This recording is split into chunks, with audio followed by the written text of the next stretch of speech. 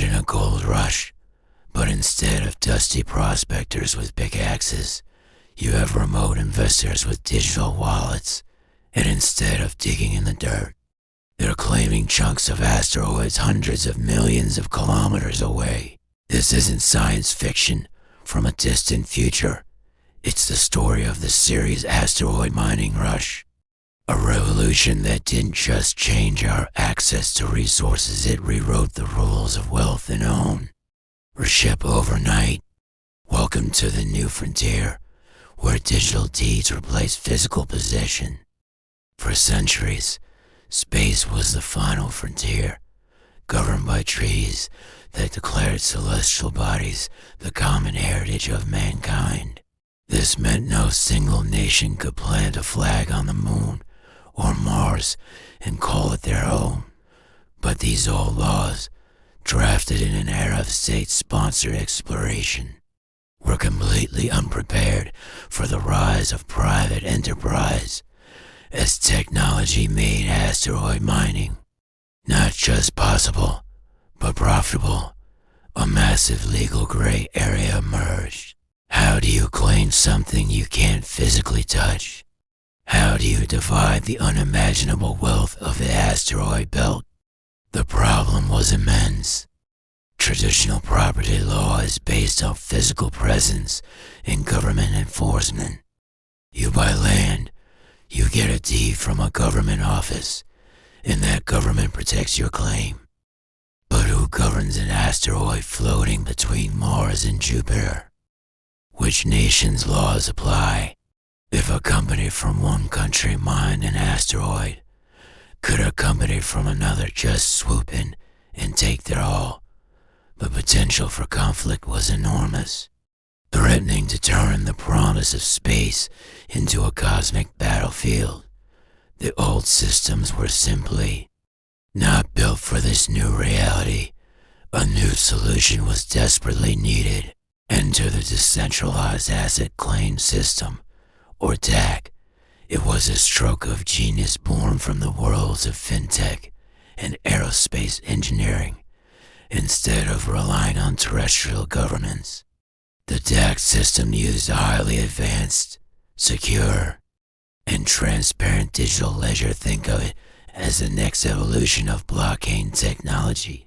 This ledger wasn't owned by any single company or country. It was maintained by a network of computers all over the world, making it virtually tamper-proof. Here's how it worked. A mining corporation would launch a prospecting mission to an asteroid.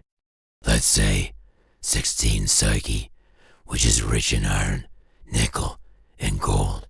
Using advanced scanners, they would create a detailed 3D map of the asteroid's composition, breaking it down into millions of virtual, mineable blocks. Each of these blocks was then turned into a unique digital token on the DAC system. This process is called asset tokenization. Suddenly, a piece of a far-off asteroid became a tradable asset, just like a share of a company. This was the game changer. You no longer needed to be a multi-billion-dollar corporation to get involved in asteroid mining.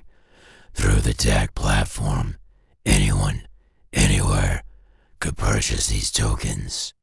Buying a token was like buying a deed to a tiny, specific part of that asteroid. It represented a legal claim to the future minerals that would be extracted from that block. This wasn't just speculation.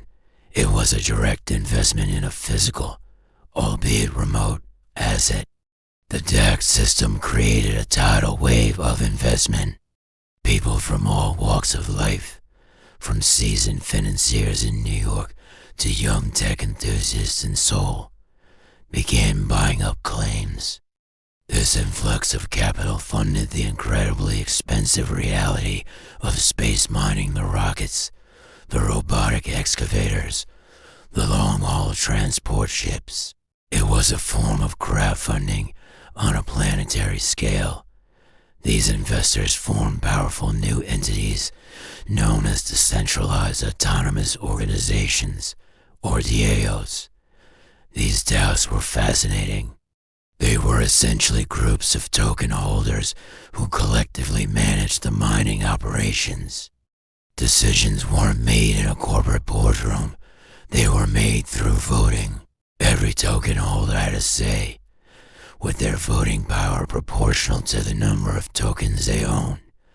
They would vote on everything: which parts of the asteroid to mine first, which refining company to partner with, and how to manage logistics. It was a purely democratic, digital native form of corporate governance, all running on the secure rails of the DAC. The Ceres Rush, named after the largest object in the asteroid belt, which became the central hub for these operations, was in full swing. A new global commodities exchange was born practically overnight. But it didn't trade in gold, oil, or wheat. It traded in tokenized claims for platinum, iridium, cobalt, and rare earth elements, all still locked in rock millions of kilometers away.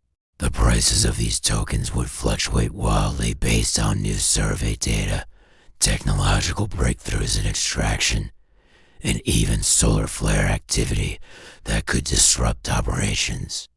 This new economy operated almost entirely outside the control of traditional governments. It was a truly global, peer-to-peer system. This, of course, made many nations very nervous. They saw their power to regulate trade and collect taxes slipping away. Some tried to ban their citizens from participating in the DAC, but it was like trying to ban the internet. The decentralized nature of the system made it incredibly resilient to censorship or shutdown. Eventually, a new international consensus had to be reached. Instead of trying to fight it, governments learned to work with it. New treaties were drafted, not to outlaw private claims, but to integrate the DAC system into a new framework of space law. They established standards for verifying claims, protocols for ensuring safe and environmentally responsible mining, and even figured out how to levy taxes on the profits generated from these extraterrestrial resources. The legacy of the Ceres Asteroid Mining Rush is profound. It proved that ownership doesn't have to be tied to physical possession. It demonstrated how asset tokenization could unlock massive amounts of capital for ambitious projects, and it pioneered a new model for global cooperation and resource management through decentralized governance. The DAC system didn't just give us access to the wealth of the heavens. It gave us a blueprint for how humanity might manage shared resources in the future, both on Earth and beyond. The pickaxe and pen of the old prospectors were replaced by the keyboard and the digital wallet, marking the dawn of a truly new economic age. Thanks for watching. If you're fascinated by how technology is shaping our future, be sure to subscribe for more deep dives into the world of tomorrow. See you next time.